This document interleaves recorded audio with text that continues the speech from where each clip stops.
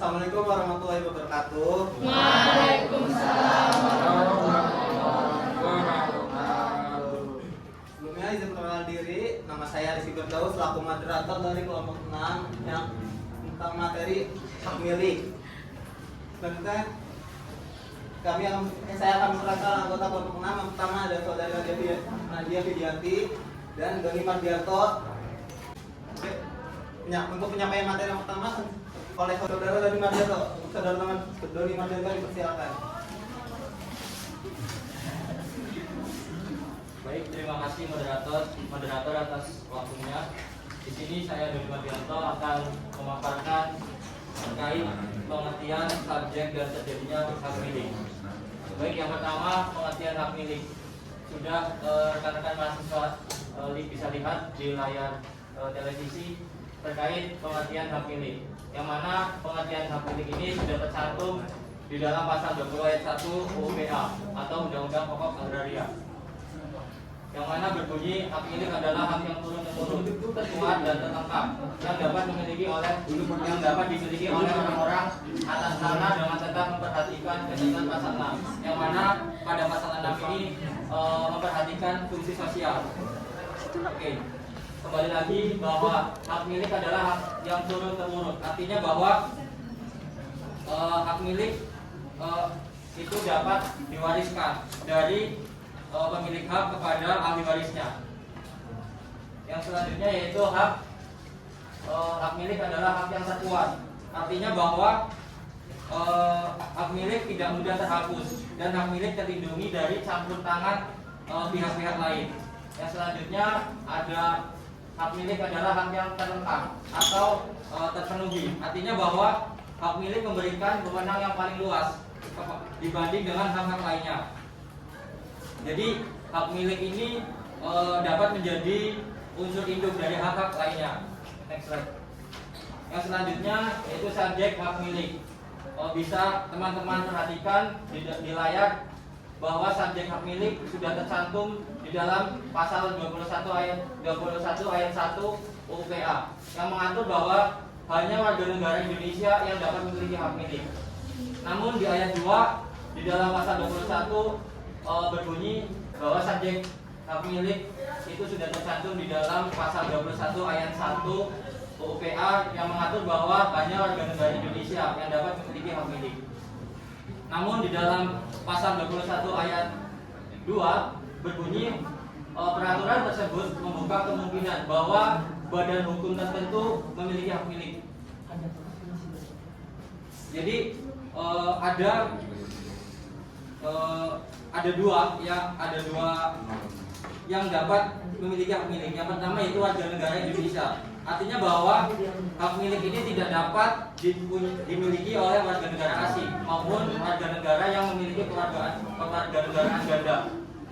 Yang kedua yaitu badan hukum yang ditunjuk oleh peraturan pemerintah seperti bank milik negara atau lembaga keuangan dan lembaga keagamaan dan sosial. Next slide. Yang ketiga yaitu terjadinya hak milik. Terjadinya hak milik dapat disebabkan oleh pasal 22 Undang-Undang Pokok Agraria, yaitu yang berbunyi pasal 22 ayat 1 berbunyi terjadinya hak milik menurut hukum adat diatur dengan peraturan pemerintah. Jadi terjadinya hak milik yang tercantum di dalam pasal 22 ayat 1 itu karena adanya hukum adat. Jadi lanjut ke ayat 2. Selain menurut syarat sebagaimana dalam ayat 1 pada pasal 22, hak milik terjadi karena penetapan pemerintah atau ketentuan negara seperti permohonan diajukan ke instansi pengelola tanah. Yang kedua yaitu ketentuan undang-undang atau peraturan hukum. Mungkin itu yang bisa saya sampaikan. Saya kembalikan ke moderator. Baik, terima kasih dari saudara Doni Mardianto untuk penyampaian materinya. Untuk penyampaian materi yang kedua akan disampaikan oleh saudari Nadia Fidianti. Kepada saudari Nadia Fidianti, silakan. Baik, terima kasih pada moderator. Di sini saya akan menyampaikan tentang beralihnya hak milik. Hak milik bisa dialihkan kepada orang lain melalui penjualan pelanggaran wasiat dan perbuatan-perbuatan yang tujuannya untuk mengalihkan hak milik. Orang-orang asing dan badan hukum tidak tunduk pada hak milik, sehingga hak milik tidak dapat dialihkan kepada orang asing atau badan hukum, sehingga peralihannya dibatalkan dan sebagian besar tanahnya jatuh kepada negara. Peralihan hak atas tanah terdiri dari beberapa bentuk sebagai berikut. 1. Pemindahan hak. Yang kedua, ada pemindahan hak dengan lelang. 3. Peralihan hak karena pewarisan hak. Yang keempat, peralihan hak karena penggabungan atau peleburan perseroan atau operasi dan pembebanan hak. Peralihan hak milik atas tanah diatur dalam pasal 20 ayat 2 Undang-Undang Pokok Agraria, yaitu hak milik dapat beralih dan dialihkan kepada pihak lain. Dua bentuk peralihan hak milik atas tanah dijelaskan sebagai berikut. Yang pertama, beralih. Ini berarti pemindahan hak atas tanah dari pemiliknya kepada orang lain karena suatu peristiwa hukum. Contohnya adalah beralihnya hak atas tanah kepada ahli waris yang sah setelah pemilik hak tanah tersebut meninggal.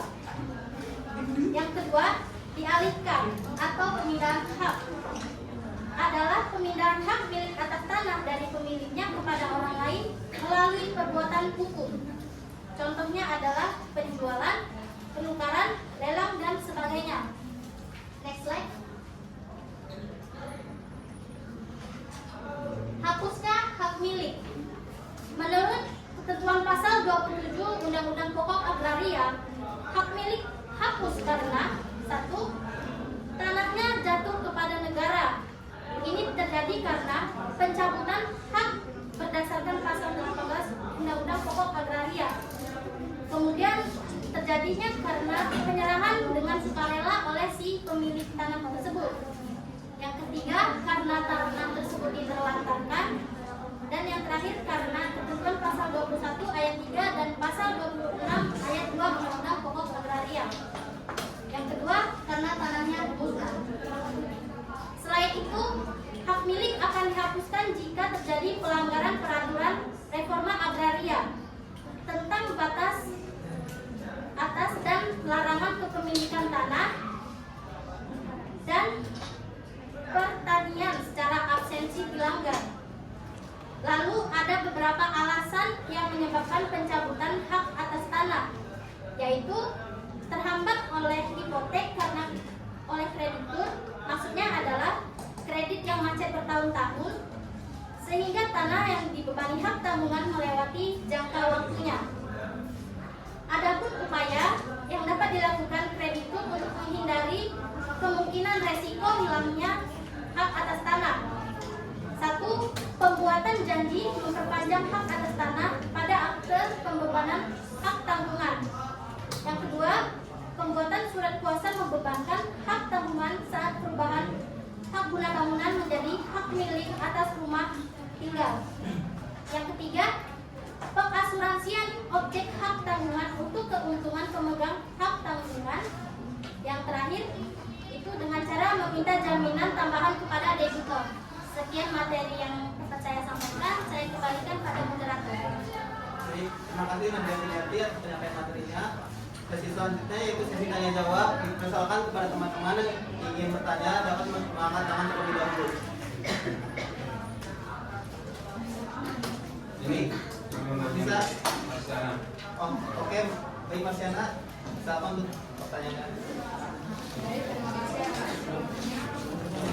perkenalkan, nama saya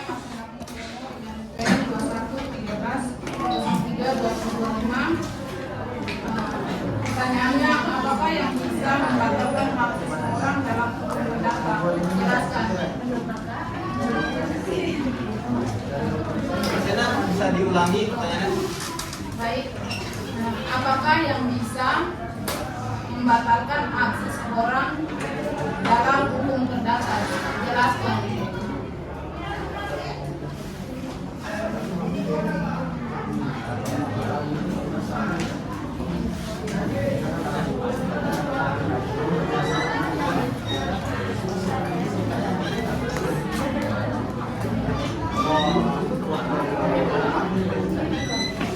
selanjutnya apabila masih ada yang ingin bertanya, baik saudara Nisa terlebih dahulu sepertinya silakan. Baik, terima kasih atas kesempatannya di sini. Saya Nisa ini dengan NIM 2113032035. Jika tinjau dari UU-PA atau Undang-Undang Pokok Agraria, bagaimanakah solusi dan tanggapan kalian mengenai kasus jika orang tua sudah meninggal, akan tetapi warisan baik berupa harta atau tanah justru menjadi rebutan saudara dari orang tuanya, bukan rebutan anak-anaknya? Terima kasih. Baik, terima kasih saudara Nisa atas pertanyaannya. Selanjutnya, silakan.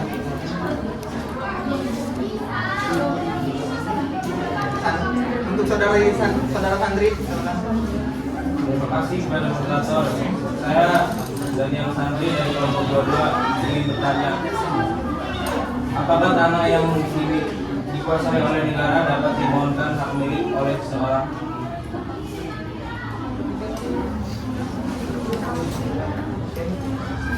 Baik, terima kasih atas pertanyaannya.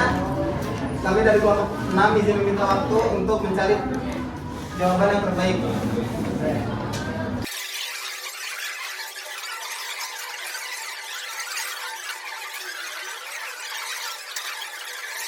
Oke, baik. Sebelumnya kami dari kelompok 6 izin menjawab pertanyaan dari saudari Marsiana yang akan dijawab oleh Nadia Widianti. Pada Nadia, silakan. Pertanyaannya tadi adalah apakah hak yang bisa membatalkan seseorang dalam hukum perdata? Itu seperti penyalahgunaan hak menyebabkan batalnya hak seseorang dalam hukum perdata. Jika perjanjian dianggap bertentangan dengan tata krama atau kesusilaan atas dasar keadaan penyalahgunaan hak atau keadaan yang mengiringi perjanjian tersebut. Sekian jawaban dari saya. Apakah dapat diterima? Baik, dapat diterima. Oke, terima kasih saudara Marsiana. Apakah ada yang ingin menyanggah atau menanggapan pertanyaan dari Mas Hena?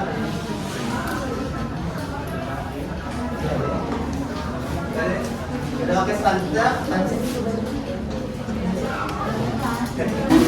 Oke, selanjutnya pertanyaan Sandri akan dijawab oleh saudara Doni Mardianto. Doni, silakan. Baik, terima kasih moderator. Di sini saya akan menjawab pertanyaan dari saudara Daniel Sandri. Dengan pertanyaan, apakah tanah yang dikuasai negara dapat dimohonkan hak milik seseorang? Jadi jawabannya adalah, jadi tanah yang dikuasai negara itu bisa dimohonkan hak milik, yang mana ketentuan dan tata caranya sudah diatur dalam Peraturan Menteri Agraris atau Kepala Badan Pertanahan Nomor 9 Tahun 1999 tentang tata cara pemberian dan pembatalan hak atas tanah negara dan hak pengelolaan, yang mana tata cara permohonan hak milik atas tanah negara memuat satu, keterangan mengenai pemohon. Yang kedua, keterangan mengenai tanahnya yang meliputi data yuridis dan data fisik. Sekian jawaban yang bisa saya sampaikan kepada Dede Sandri. Apakah dapat bisa dipahami? Jelas. Saya kembalikan ke moderator. Baik, terima kasih atas jawabannya. Apakah ada yang ingin menanggapi atau menanggapi?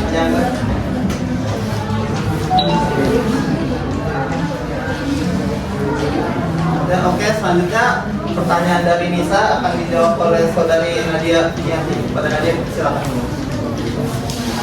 Pertanyaannya tadi adalah bagaimana solusi dan tanggapan kalian mengenai kasus jika orang tua meninggal tetapi warisan berupa harta atau tanah justru menjadi rebutan saudara dari orang tuanya, bukan untuk anak-anaknya.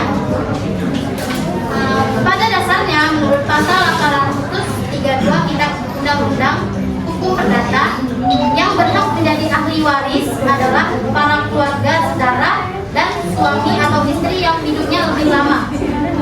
Dalam buku yang berjudul Pokok-pokok Hukum Perdata oleh Profesor Bekti SH, terbagilah menjadi 4 golongan kategori yang berhak menjadi pewaris, yaitu golongan pertama, suami atau istri yang hidup terlama dan anak keturunannya.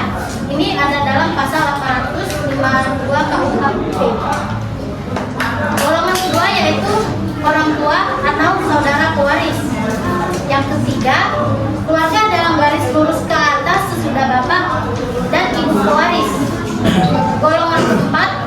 terdiri dari paman atau bibi pewaris, baik dari pihak bapak atau ibu, keturunan paman dan bibi sampai derajat ke-6 dihitung dari pewaris, saudara dari kakek dan nenek beserta keturunannya sampai derajat ke-6 dihitung dari pewaris. Golongan ahli waris ini menunjukkan siapa ahli waris yang lebih diutamakan berdasarkan golongannya. Ini artinya ahli waris golongan kedua tidak bisa mewarisi harta peninggalan pewaris apabila si ahli waris pertama masih ada atau masih hidup. Menurut hukum perdata, jika orang tua meninggal, maka yang berhak mewarisi harta tersebut adalah golongan ke-1, yaitu anak atau keturunannya, istri atau suaminya jika mereka masih hidup. Sehingga keberadaan ahli waris golongan pertama ini akan menuntut ahli waris golongan yang lainnya, seperti saudara dari orang tua tadi. Lalu tanggapan dari kami adalah jika pembagian warisan seperti harta dan tanah itu tidak dirugikan dan tidak dilakukan dengan adil, maka bisa menyebabkan hubungan persaudaraan menjadi retak dan berantakan, sehingga konflik warisan ini memang sensitif. Maka solusi yang dapat kami berikan adalah: 1. Buatlah kedua belah pihak duduk bersama. Sebisa mungkin hadirkan kembali persaudaraan yang sempat retak tersebut. Yang kedua, jika emosi kedua belah pihak telah reda, mediator boleh mengajak untuk membicarakan soal pembagian warisan tersebut. Adapun metode pembagian warisan bisa melalui hukum perdata, hukum Islam maupun hukum adat. Yang ketiga, untuk menghindari potensi sengketa warisan di kemudian hari, setiap orang dapat mempersiapkannya dengan membuat wasiat atau hibah pada saat masih hidup.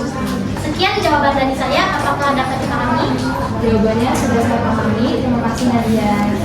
Baik, saya kembalikan pada moderator. Jadi apakah ada yang ingin menyanggah atau menambahkan?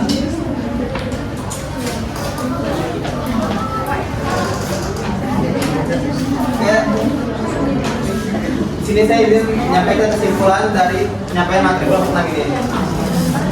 Milik diatur dalam pasal 20 sampai 27 Undang-Undang Nomor 5 Tahun 1960 tentang peraturan dasar pokok agraria. Pengertian hak milik dinyatakan dalam pasal 20 ayat 1 UPA, yaitu hak milik adalah hak yang turun-temurun, terkuat dan terlengkap yang dapat dimiliki oleh orang-orang atas tanah dengan sunnah memperhatikan ketentuan pasal 6. Pasal 21 ayat 1 UPA mengatur bahwa hanya warga negara Indonesia yang dapat memiliki hak milik. Namun, ayat 2 peraturan tersebut membuka kemungkinan bahwa badan hukum tertentu memiliki hak milik. Selain itu, dalam penjelasan pasal 22 dijelaskan sebagai misal dari cara terjadi hak milik menurut hukum adat adalah pembukaan tanah. Tindak tersebut diatur agar tidak merugikan kepentingan umum dan negara. Dari prinsip-prinsip tersebut dapat dilihat bahwa hukum penciptaan hak milik menurut common law atau hukum adat tidak merugikan kepentingan umum dan negara. Hak pemilikan dapat dialihkan kepada pihak wasiat dan tindakan lain untuk mengalihkan hak kepemilikan. Kepemilikan dapat dicabut jika tanah tersebut dikembalikan kepada negara atau jika tanah tersebut hilang. Oke, selanjutnya berakhir sudah acara penyampaian materi dari kelompok 6. Saya selaku moderator izin undur diri. Mohon maaf apabila ada kesalahan kata atau kekurangan. Wassalamualaikum warahmatullahi wabarakatuh.